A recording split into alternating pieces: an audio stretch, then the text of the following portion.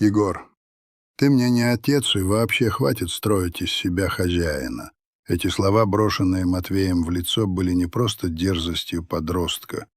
Они были молотом, с лязгом размозжившим 8 лет моей души, моего труда, моей веры в то, что семья строится сердцем, а не кровью. Я помню только абсолютную звенящую тишину в ушах, пока Полина как эхо добавляла: «Ага, ты просто мужик, за которого мама вышла, не больше». И в этот момент я не упал, не закричал. Я просто умер, стоя прямо посреди гостиной, глядя на 2 пары чужих глаз и одну, самую страшную, глаза Оксаны, которая смотрела в телефон, делая вид, что весь мир рушится где-то далеко. Не здесь, не сейчас. Мое имя Егор. Мне 40 лет, 42, если быть точным, но цифры никогда не значили для меня столько, сколько значили дела. Я не офицер, не герой в красивой форме, как покойный муж Оксаны. Я обычный рабочий человек, как говорят, с руками. Монтажи, вахты, переработки. Я не ищу легкого пути, потому что верю, мужчина должен быть опорой, кирпичной стеной, а не карточным домиком. Но вот в чем беда. Я поверил, что и меня когда-то смогут увидеть не как опору, а как человека. В жизнь Оксаны я вошел 8 лет назад в Нижнекамске. Она была вдовой, опустошенной, но не сломленной. Муж-офицер погиб при исполнении. Звучит красиво, но красота не выдает билеты обратно, не платит ипотеку и не меняет подгузники. На руках у нее было 2 детей. Матвей, 4-летний мальчишка с глазами, полными потерянного доверия, и Полина, крошечная, годовалая, еще не знавшая своего отца. Ипотека, грудной ребенок, пустота вместо будущего. Я не пришел как спасатель. Меня никто не звал, никто не умолял, но я увидел в ней не жертву, а женщину, которая держится изо всех сил.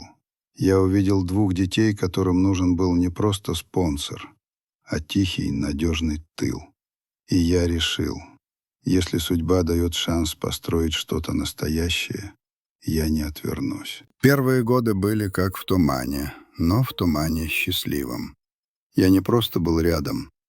Я стал частью их мира, их рутины, их неразберихи. Бессонные ночи с Полиной, когда у нее поднималась температура. Утренние сборы Матвея в детский сад. Родительские собрания, куда я ходил, потому что Оксана всегда не могла или опаздывала. Я делал это не потому, что меня просили, а потому что это было мое. Они не называли меня по имени. Они звали меня папа. И это слово, простое, из 4 букв, значило для меня больше, чем все медали и звания покойного. Я вкладывался всем, что у меня было, временем, деньгами, душой. Я работал на 2, а иногда и на 3 работах. Вахты в других городах, монтажи в выходные, переработки. Дом должен быть полной чашей. Школа частная, чтобы лучше. Куртки новые, не хуже, чем у одноклассников, телефоны современные. Подарки на дни рождения не абы что, а выбранные с теплотой и вниманием. А еще поездки на природу, шашлыки, лагерь летом, кино всей семьей, где я сидел в середине, а дети прижимались ко мне с 2 сторон. Я не строил из себя героя. Я просто делал то, что считал нужным. Я был отцом. И я верил, что они, Матвей и Полина, это чувствуют. Что они понимают. Не кровь делает тебя семьей. Шли годы. Матвей Из неуверенного мальчишки превратился в угловатого подростка. Полина — из пухлого младенца в капризную, но любимую девчонку. Сначала это были милые споры за пульт, потом первые «мне надо», «мне купи». Я думал, это нормально, переходный возраст, переживем. Я был терпелив, я был скалой. Но однажды я понял, это не фаза, это не возраст. Это что-то другое, что-то, чего я не замечал за шумом работы и бесконечной заботы. Изменения начались тихо, почти незаметно, как трещина на фундаменте, которую сначала принимаешь за пыль. Первые ласточки, грубые слова на грани, отстраненные взгляды, которые уже не ищут поддержки, а просто скользят мимо, как по пустому месту. Сначала я думал, показалось. Ну, подростки, с кем не бывает. Но потом это стало нарастать, как тот самый снежный ком, набирающий инерцию и массу.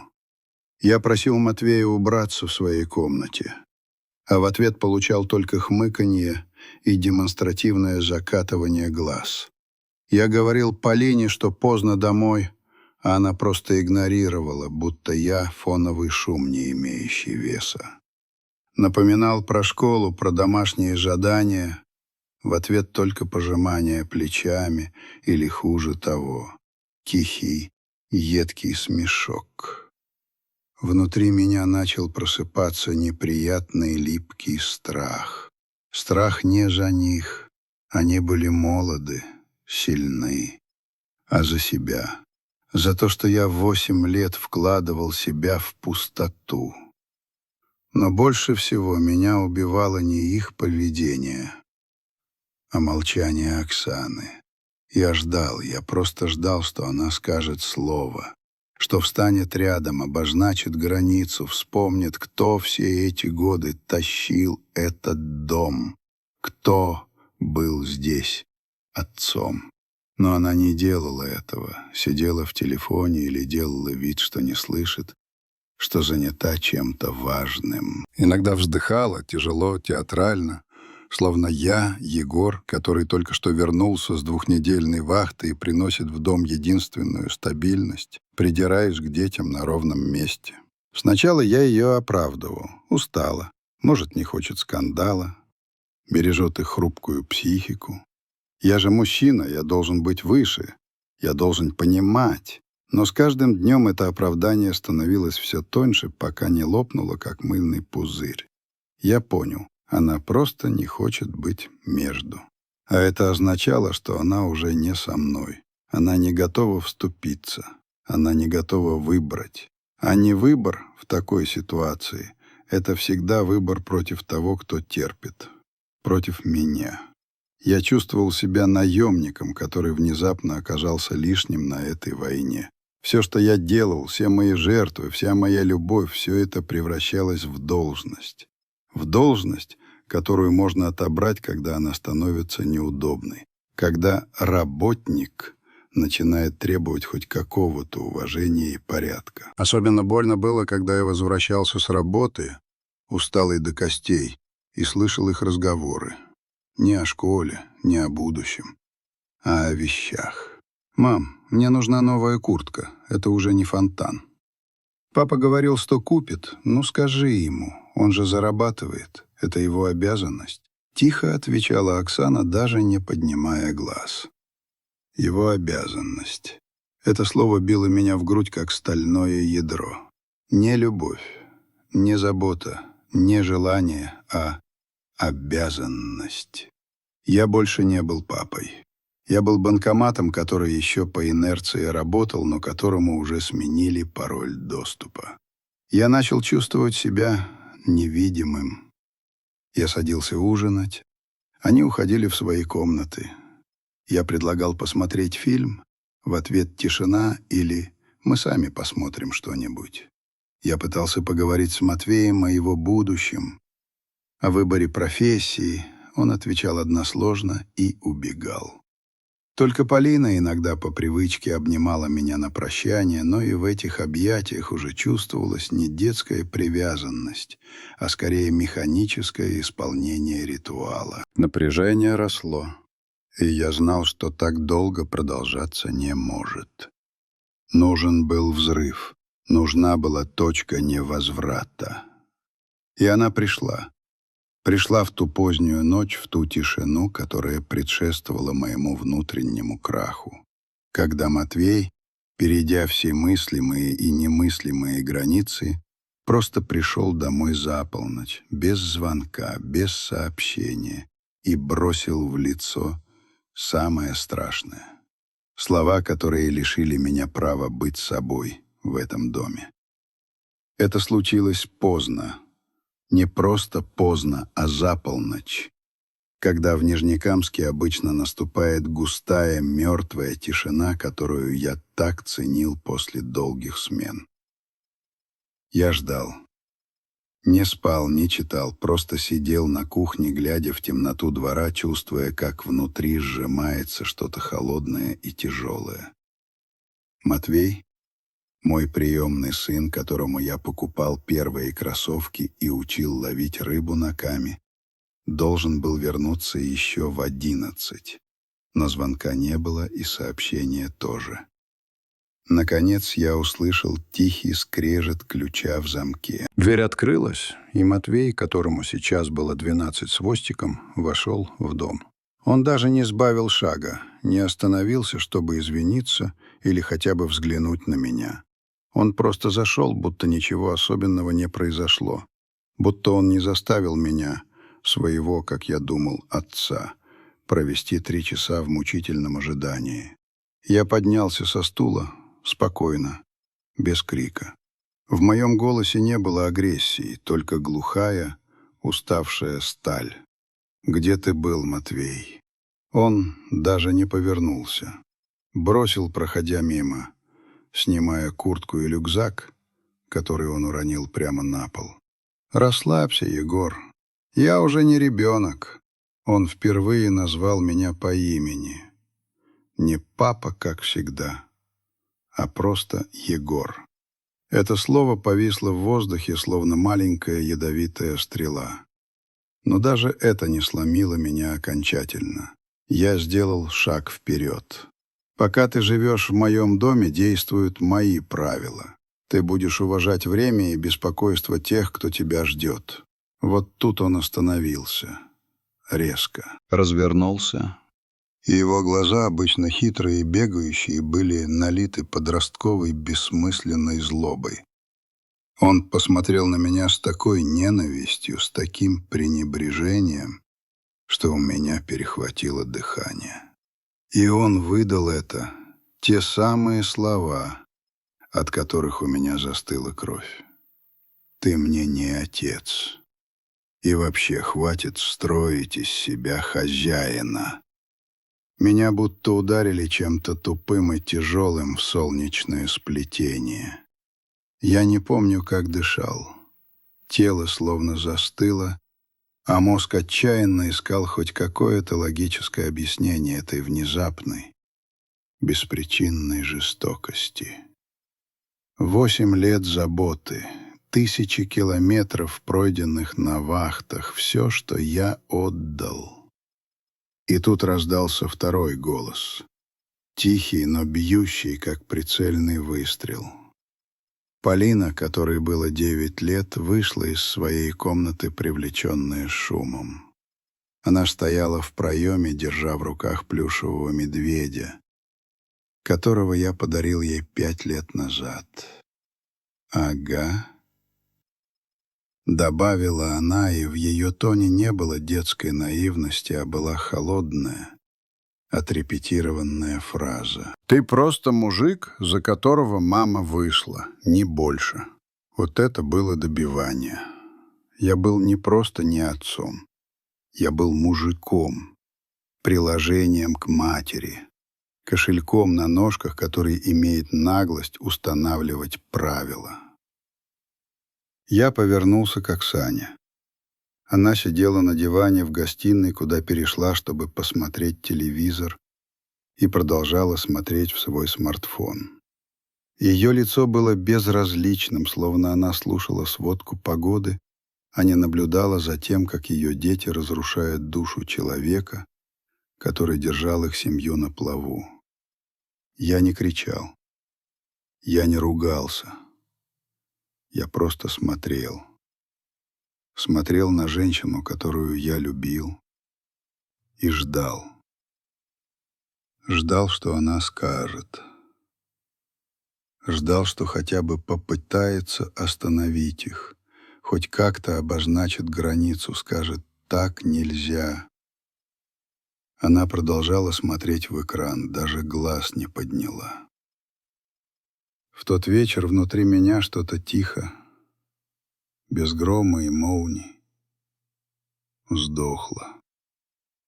Не злость, не обида, а папа. Исчезла та часть меня, которая верила в их семью, в их любовь, в то, что я смогу заменить им того героя. Я понял. Они не просто произнесли эти слова. Они повторили ее слова. Слова, которые она, видимо, позволяла себе, когда меня не было дома, когда я был на вахте, зарабатывая им на частную школу и новые куртки. Я временный. Я не нужный. Ты же взрослый. Вот и делай сам. С того вечера я стал другим. Не злым, нет. Злость — это эмоция. А эмоции я похоронил вместе с папой. Я стал пустым, усталым, как будто во мне закончился запас сил, терпения и, самое главное, надежды. Я сидел ночью на кухне, в темноте, и вспоминал. Воспоминания были четкие, словно фотографии. Матвей впервые в 1 классе. Я несу Полину на плечах по зимнему заречью. Как мы втроем строим скворечник на даче. Все это было мое. И теперь это было отнято одним ударом, подтвержденным безразличием. Я принял решение. Хватит. Я больше не пытался, не влезал, не нес, не подменял, не предлагал. Все, что я делал для них годами, моя роль в этом доме, исчезла в один день. Больше никаких поездок. Хочешь школу в Нижнекамске, до которой 3 остановки? Иди сам. Опоздал, значит, опоздал. Это твоя ответственность. Больше никаких переводов на карту. Все деньги на питание и быт только Оксане, общей суммой. Я не банкомат с 2 дополнительными слотами выдачи наличных. Больше никаких покупок просто так. Сломался телефон — твои проблемы. Порвал куртку — чини. Мне больше нет дела до их гардероба, до их игрушек, до их развлечений. Вы сказали, что я никто? Что я просто мужик? Отлично. Теперь живите так, будто меня действительно нет. Я буду как призрак. Тело здесь, а душа и кошелек в другом измерении. Они, конечно, сначала не поверили. Подростки редко воспринимают всерьез такие резкие перемены. Матвей усмехался. «Ну и ладно, сам справлюсь». Полина демонстративно игнорировала мое молчание, хотя уже пару раз попыталась попросить денег на какую-то мелочь и встретила в ответ каменное лицо. А Оксана, она будто выдохнула, как будто я снял с нее обязанность. Обязанность выбирать сторону, обязанность защищать меня, обязанность объяснять детям, что уважение не покупается, а заслуживается. Теперь у нее не было виноватого, и она могла вернуться в свой привычный, комфортный мир, где я был всего лишь фоном. Но я знал, это ненадолго. Первые дни прошли в странном, холодном спокойствии. Я работал, возвращался домой, молча ел на кухне и уходил в свою спальню. Никаких общих ужинов, никаких вопросов о том, как прошел день. Просто 3 чужих человека и 1 чужой человек, живущий в одной квартире. Через неделю исчезли субботние бургеры и роллы, которые я заказывал для всех. Потом пропали семейные походы в кино. Холод поселился в доме. И он был не только между мной и ими. Он начал расти между ними самими. Однажды Полина забыла школьную форму. Раньше я, не раздумывая, мчался через весь Нижнекамск, чтобы привезти ее.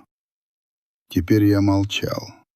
Она опоздала на 2 урока, вернулась злая и сорвалась на Оксану, что она могла бы и разбудить. Оксана в ответ кричала, что не может отвечать за все.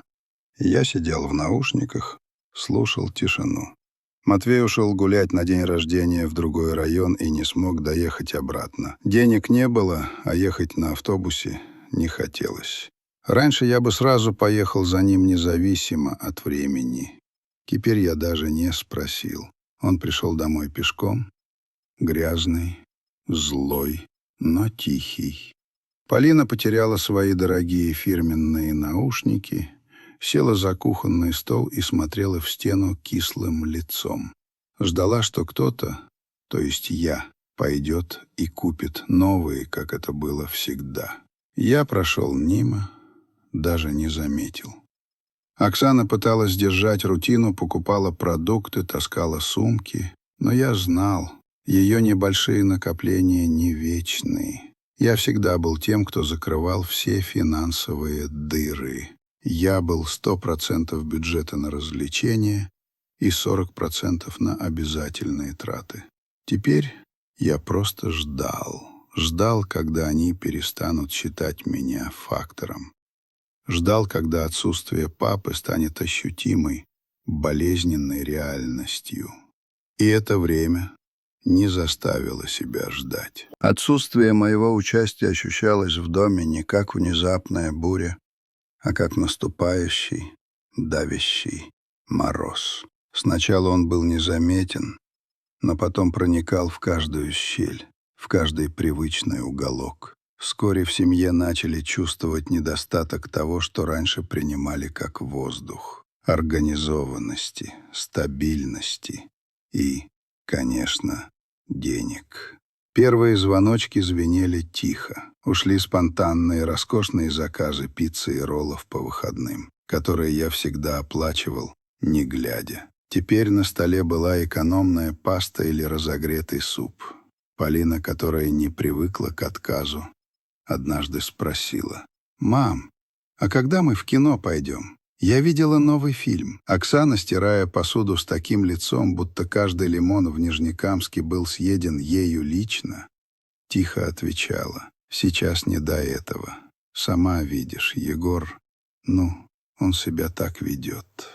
Ее слова были ядом, который она подбрасывала в сознание детей. Виноват он, а не мы, которые его отвергли. Потом начались ссоры между ними, уже не шепотом, а вполголоса, но я слышал каждое слово из своей комнаты. «Почему ты не купишь мне, как раньше?» — спрашивал Матвей. «А ты думаешь, у меня с неба деньги падают? Твои нужды — это теперь мои нужды, а не Егора», — срывалась Оксана. Я ни разу не вмешался. Я был на вахте, только не на производственной, а на вахте безразличия. Матвей, который раньше был дерзким, уверенным в себе, стал потускневшим. Он похудел, его одежда выглядела неряшливо. Кроссовки, купленные мной полгода назад, уже треснули на подошве, и я знал, что они не будут заменены, пока не развалятся окончательно. Он стал задерживаться на улице дольше, но возвращался не с друзьями, а один. Взгляд в пол, будто он сам пытался стать невидимым в этом холодном доме. Однажды утром он снова проспал. Я уже собирался на работу, одевал свою чистую, аккуратную спецовку. Матвей выскочил из комнаты в тапках с курткой на одной руке, хватая бутерброд. «Мама, где машина? Пап, ты едешь, подбросишь?» Он сказал это по привычке, не думая. Снова назвал меня пап, но это слово уже не проникало в сердце. Оно разбивалось о бетонную стену, которую я возвел. Я молча посмотрел на него, спокойно, без осуждения, и ответил тихо, ровно. «Я теперь сам по себе. Ты тоже?» Он не понял, уставился на меня.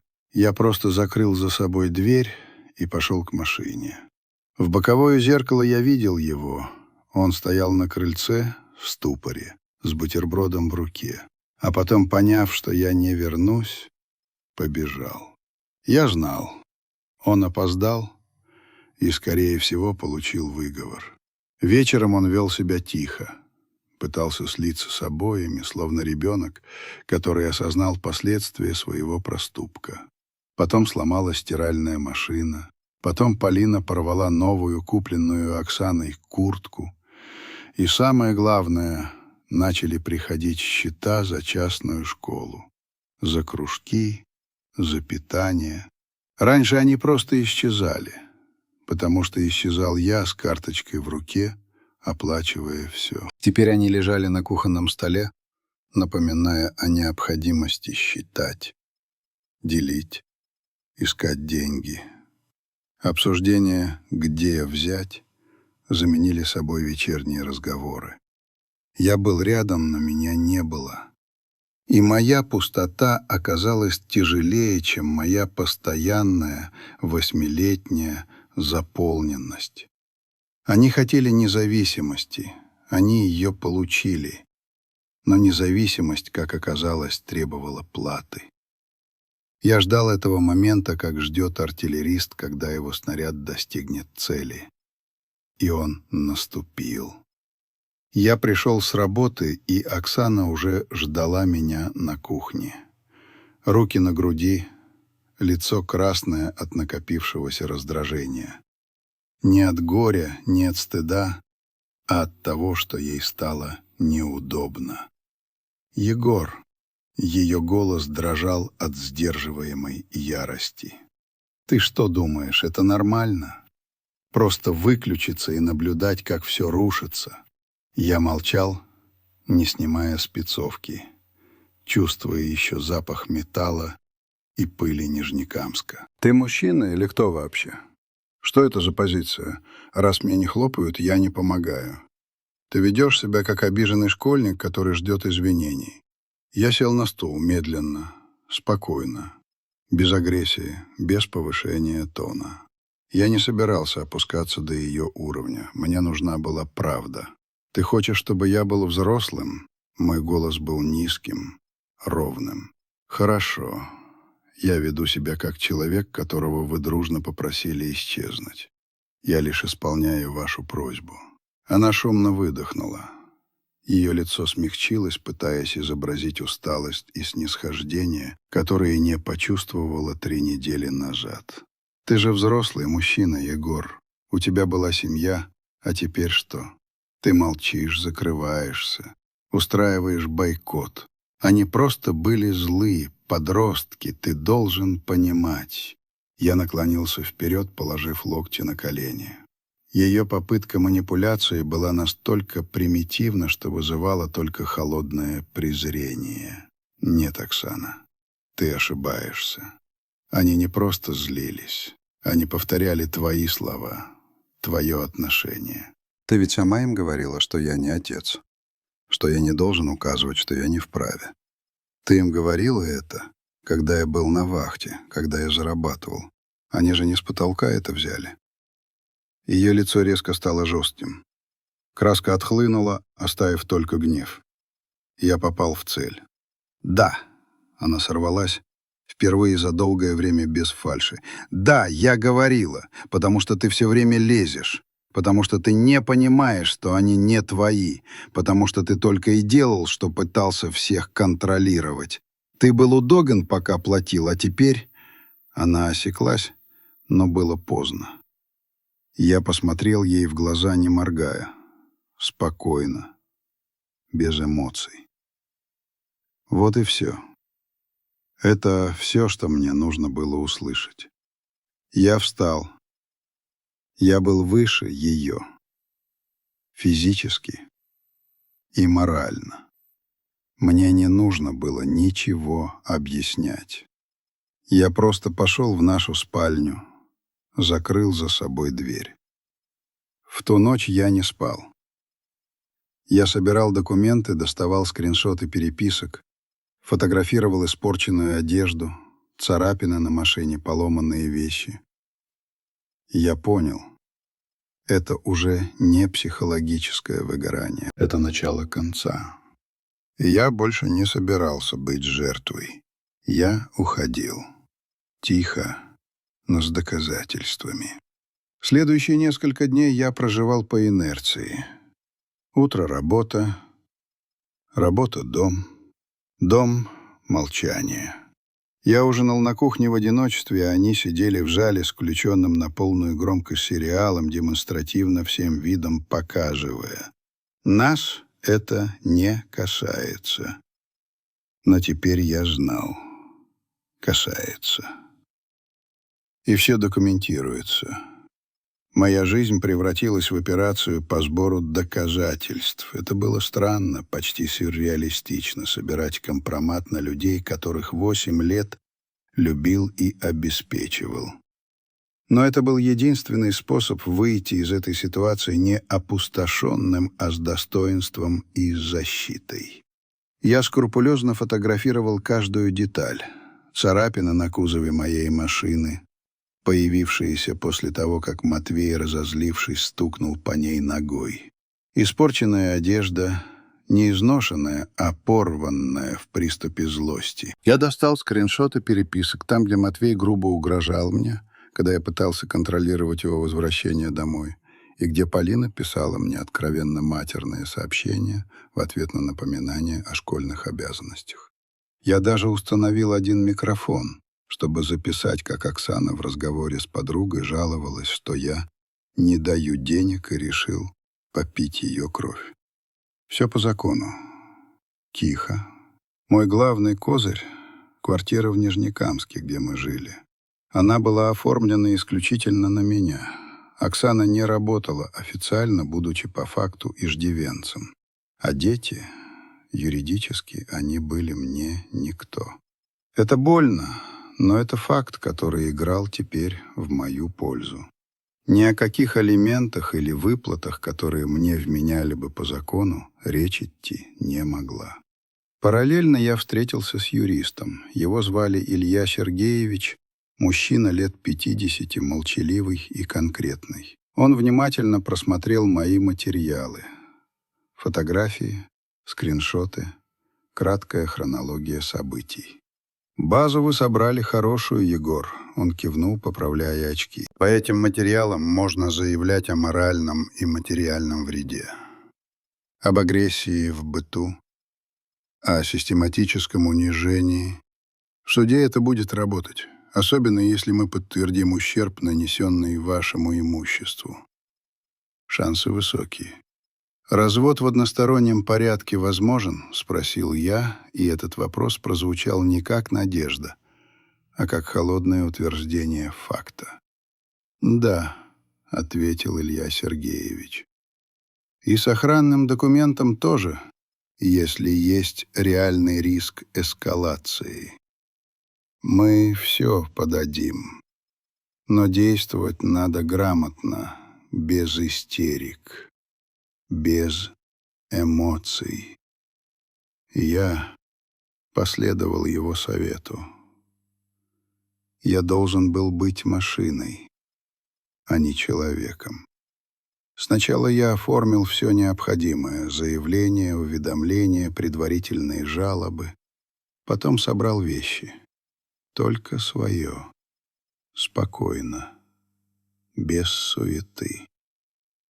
Я уже не жил в этом доме. Я просто ждал часа Икс. Каждая минута была наполнена напряженным ожиданием. Я чувствовал, что они вот-вот поймут, что я не просто обиделся, а ушел навсегда. Их взгляды становились все более тревожными. Но я не давал им шанса на разговор. Любой разговор сейчас был бы манипуляцией, а я был к ней абсолютно невосприимчив. Час Х наступил утром, в понедельник. День, когда все должны быть заняты своими делами. Я тихо позавтракал, собрал сумку, которую подготовил накануне. В 7:30 я вышел на кухню. На кухонном столе я оставил конверт. Внутри заявление на развод, копии жалоб, распечатанные скриншоты и справки. Все четко, по пунктам, как советовал юрист. Никаких записок, никаких объяснений. Я ушел на работу. В 9:30 началось. Телефон, который я держал в беззвучном режиме, начал вибрировать с неумолимой, бешеной частотой.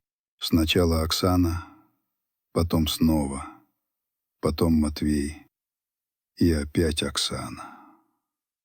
Я не отвечал. В сообщениях было все, что я ожидал. «Ты издеваешься? Да ты не имеешь права, а как же дети? Ты был нужен только пока платил, да?» Это, видимо, было ее попыткой задеть. И в конце от Матвея. «Ты трус, Егор». Я читал и не чувствовал ничего, ни боли, ни жалости, только спокойствие. Спокойствие человека, который только что сбросил с плеч тонну чужого груза. Через пару дней они начали понимать, что это не шутка. Я не возвращаюсь. На звонки не отвечаю, деньги не перевожу. Школа за их счет, мелкие расходы сами. В ход пошла манипуляция. Ты же взрослый мужчина, не можешь вот так все бросить. Мы ведь семья. Я молчал. Юрист подал заявление. Суд назначил дату. И вот тогда, когда Оксана поняла, что у нее не осталось ни одного рычага давления, началось настоящее. Дверь в мою комнату, которую я закрыл на замок, была вскрыта. Вещи выброшены в общий коридор. Какие-то документы, которые я по ошибке оставил, кто-то пытался сжечь в раковине. Я приехал поздно вечером, чтобы забрать последние инструменты, и увидел этот хаос. Я не стал устраивать скандал. Я сделал главное, поставил скрытую камеру в прихожей. На следующий день я увидел то, что было мне необходимо. Матвей, которому 12 лет, вместе с 9-летней Полиной, смеясь, рвали мои старые фотоальбомы, выкидывали обувь с балкона, демонстрируя свое презрение. Я отправил запись Илье Сергеевичу. Он немедленно переслал ее в полицию вместе с заявлением о бытовом конфликте, угрозах и порче имущества. Началось разбирательство. Оксана пыталась давить на жалость, потом на агрессию, потом подключила родственников. Ее тетки, мама, все писали мне: «Ты что творишь, Егор? Это же дети, это же семья». Я ничего не объяснял, потому что объяснять нужно тем, кто слушает, а не тем, кто 10 лет делал вид, что ты никто. В ту же ночь я уехал. Я взял небольшую съемную квартиру в районе Заречья, на окраине Нижнекамска. Обычная однушка в старом доме, скрипучие полы, слабый напор воды. Но там было главное — тишина и ощущение, что моя жизнь снова принадлежит мне. Утром я проснулся один. Без криков, без взглядов через губу, без просьб и требований. Знаете, что я почувствовал? Свободу. Абсолютную, звенящую, кристальную свободу. Без меня значит без меня. И это было лучшее, что могло случиться. Суд был назначен на середину осени, когда Нижнекамск окутывали серые пронизывающие ветра. Я пришел один, одетый в строгий новый костюм. Илья Сергеевич, мой юрист, был рядом. Каменный, собранный, олицетворяющий закон и справедливость. Оксана пришла в сопровождении своей матери. Они зашли в зал с лицами, словно прибыли на похороны. Глаза Оксаны были заплаканными. Не от горя, а от публичного унижения и осознания того, что ее манипуляция провалилась. Она выбрала тактику жертвы. Дрожащий голос, рассказ о предательстве, о том, как я выбросил 2 детей на улицу. Я сидел спокойно. Мой взгляд был пуст. Я не испытывал ненависти, только безразличие. Я был готов. Когда настала моя очередь, Илья Сергеевич не дал Оксане ни единого шанса. Он предоставил доказательства. Четко, поэтапно. Ваша честь. Свидетель Егор Петров не просто бросил семью. Он был вытеснен из нее психологическим насилием, о чем свидетельствуют записи, где жена называет его «не отцом», и письменные угрозы от ее детей, которые мы также предоставили. Более того, после его ухода они совершили акт вандализма и порчи его личного имущества, что зафиксировано на видеозаписи, находящейся в материалах дела. На столе у судьи лежали фотографии царапин на машине, скриншоты матерных сообщений, протокол о попытке уничтожения документов и, наконец, видеозапись, где Матвей и Полина, смеясь, рвут мои альбомы. Оксана пыталась возражать, но ее голос срывался. Мать Оксаны попыталась крикнуть, что это все ложь и подстава, но судья быстро остановил ее. Судья, женщина средних лет, слушала молча. Она не смотрела на нас, только в бумаге, кивая самой себе. Она была воплощением равнодушия закона, который, в отличие от меня, не знал ни любви, ни жалости, а оперировал исключительно фактами. После часа слушаний она подняла глаза, прочла постановление. На основании представленных доказательств и ввиду отсутствия юридических связей с несовершеннолетними, суд постановляет: брак расторгнуть. Имущество. Квартира, оформленная на Егора Петрова, остается за истцом. Претензии по алиментам отклонить в связи с отсутствием родства. Документы о порче имущества передать в исполнительное производство. Официальный конец. Финальная точка, поставленная государством в истории, которую я когда-то написал своим сердцем. Они вышли молча, без криков, без слез. Даже Матвей стоял опущенный, будто выдохся от всей этой борьбы, в которой они проиграли все. Я вышел в другую дверь. На улице Нижнекамска стояла промозглая тишина, но в моей душе царил не холод, а освобождение. Через неделю пришло первое странное сообщение от Полины. «Привет. Можно спросить кое-что?» Я не ответил. Потом: «Ты в порядке? Просто, мы не хотели всего этого». Тишина с моей стороны. Затем Матвей: «Я, наверное, тогда погорячился. Не думал, что ты уйдешь по-настоящему». И, наконец, Оксана: «Если хочешь, приезжай. Поговорим. Просто по-человечески». Я смотрел на экран своего нового простого телефона и думал: где вы все были раньше, когда мне нужна была поддержка? Когда я молча ждал, что кто-то встанет рядом. Когда я просил не денег и не подчинения, а просто уважения. Но тогда я был нужен, пока платил, пока подвозил, пока чинил, пока был удобным. Теперь нет. И я решил не возвращаться ни на шаг. Ни в воспоминания, ни в разговоры, ни в объяснения. Потому что уважение не возвращают. Его либо дают сразу, либо уже никогда. Прошло несколько месяцев. Жизнь наладилась.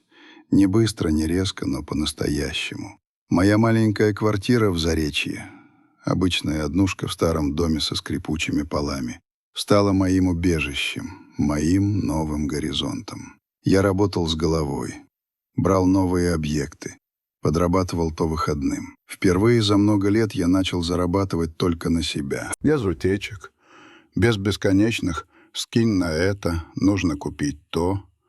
Все, что приходило, оставалось в моем доме. Я ж делал ремонт сам: потолок, пол, стены. Купил простую, но новую мебель. Поставил кофемашину, свою маленькую роскошь. А потом я завел собаку. Немецкую овчарку. Назвал ее Тайга. Не хотелось, чтобы в доме кто-то ждал, но не требовал. Тайга была молчаливой, верной и невероятно теплой. Она ждала меня с работы, и я знал, что ее преданность безусловна. Утром кофе, вечером тишина, по выходным баня со старыми друзьями, которых я годами отодвигал на потом, рыбалка на Каме, прогулки с Тайгой. Я стал возвращаться к вещам, которые когда-то любил: чертежи, столярка, металлообработка. Постепенно я собрал маленькую мастерскую в гараже в Заречье. Не ради денег, просто для себя. Здесь пахло деревом, маслом и свободой. Иногда приходили соседи, кто полку подровнять, кто петлю укрепить. Я не отказывал. Без пафоса, без хвастовства. Просто по-человечески.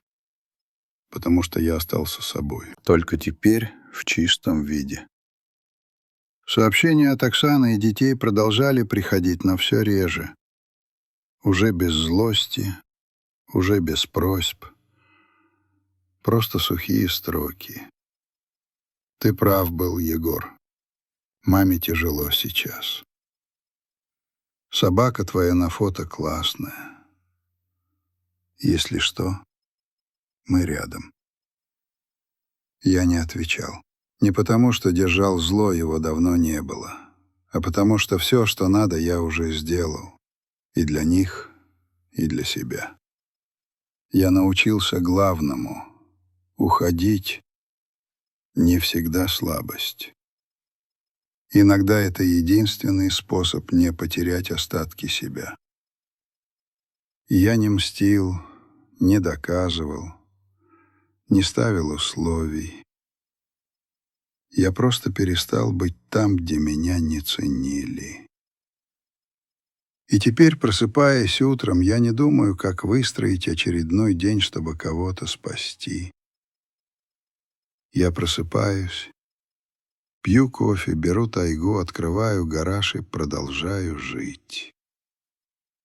Спокойно, уверенно, без шума, без спешки.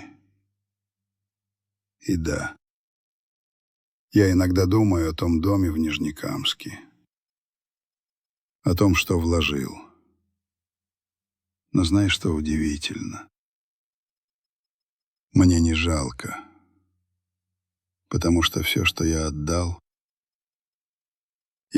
по доброй воле. И потерял я только тех, кто был рядом не по доброй воле, а по удобству.